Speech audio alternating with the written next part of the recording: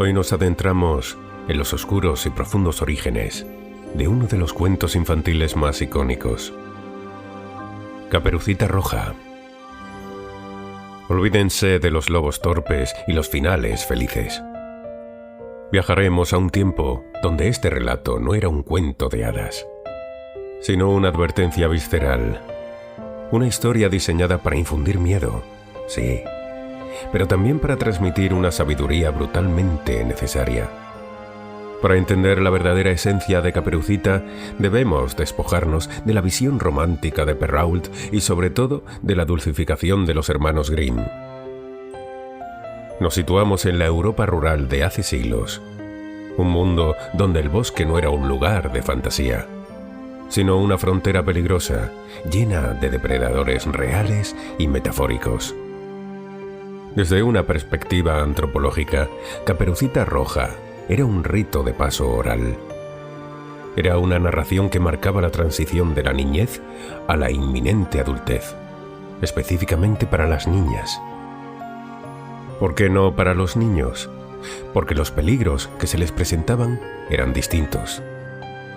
Los niños, al adentrarse en el bosque, se enfrentaban a la caza, al trabajo físico, a la confrontación directa con la naturaleza.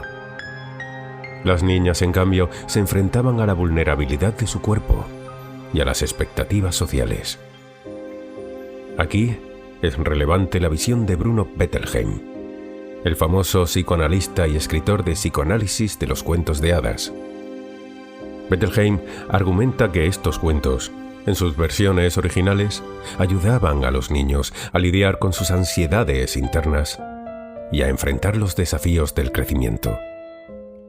Para él, Caperucita simboliza la transición de la niña desde la dependencia infantil a la autonomía y la necesidad de integrar sus impulsos sexuales incipientes de manera segura.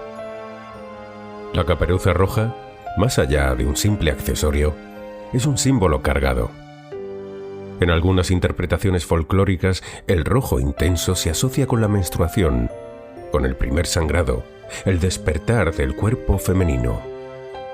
Este rito de paso marcaba un antes y un después, de la niña inocente a la joven que ya podía ser vista de otra manera. Y con esta nueva visibilidad llegaban nuevos peligros. Ahora hablemos del lobo, no como un animal, sino como el depredador arquetípico. Sociológicamente, el lobo encarnaba los miedos más primarios de estas comunidades. Representaba al hombre desconocido, al seductor engañoso o al violador. En un contexto rural donde la reputación de una joven lo era todo, donde un embarazo no deseado podía significar el ostracismo o la muerte social, el lobo era la encarnación del peligro más devastador para una mujer joven. Es aquí donde la historiadora Marina Wammen, en sus estudios sobre los cuentos de hadas, nos recuerda cómo estas narrativas funcionaban como manuales de comportamiento y advertencia para las jóvenes en sociedades premodernas. No eran meros entretenimientos, sino herramientas pedagógicas que inculcaban miedo y a la vez astucia. Imaginen estas versiones ancestrales, recitadas alrededor del fuego, con voces graves y miradas intensas. La crueldad de la historia radicaba precisamente en su realismo visceral. Piensen en las variantes donde Caperucita no solo es devorada, sino que el lobo la engaña para que coma la carne de su propia abuela y beba su sangre. Un acto de canibalismo simbólico que en la crudeza de la narrativa era una forma aterradora de mostrar la deshumanización y la aniquilación total de la inocencia. No había un cazador que llegara al rescate. Una vez que te desviabas del camino, una vez que caías en las garras del depredador, la ruina era completa e irreversible. Este cuento era una herramienta de control social, pero también de supervivencia. Era una forma de enseñar a las niñas a discernir el peligro, a desconfiar de las apariencias y a entender que el mundo exterior, el bosque, estaba lleno de trampas para quienes eran demasiado crédulas o desobedientes. No había espacio para la ingenuidad. La desobediencia no era una travesura, era una condena. El sociólogo francés Pierre Bourdieu nos ayudaría a entender cómo estas historias operaban en el hábitus de la sociedad, inculcando normas y comportamientos a través de la repetición y la experiencia compartida. Caperucita Roja forjaba una disposición a la cautela y la desconfianza hacia lo desconocido, especialmente para las mujeres.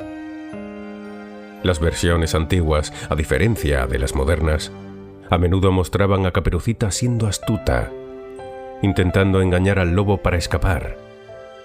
Esto subraya otro aspecto antropológico: la necesidad de desarrollar la astucia femenina como mecanismo de defensa en un mundo dominado por los hombres y sus peligros. La autosuficiencia era vital, porque no siempre había un leñador que te sacara de apuros. Caperucita Roja en su origen era un grito de advertencia, un eco de los miedos colectivos y las duras realidades de la época. Es fascinante cómo un cuento tan brutal pudo transformarse en la historia que conocemos hoy, pero es en su oscuridad donde reside su verdadera y escalofriante sabiduría ancestral.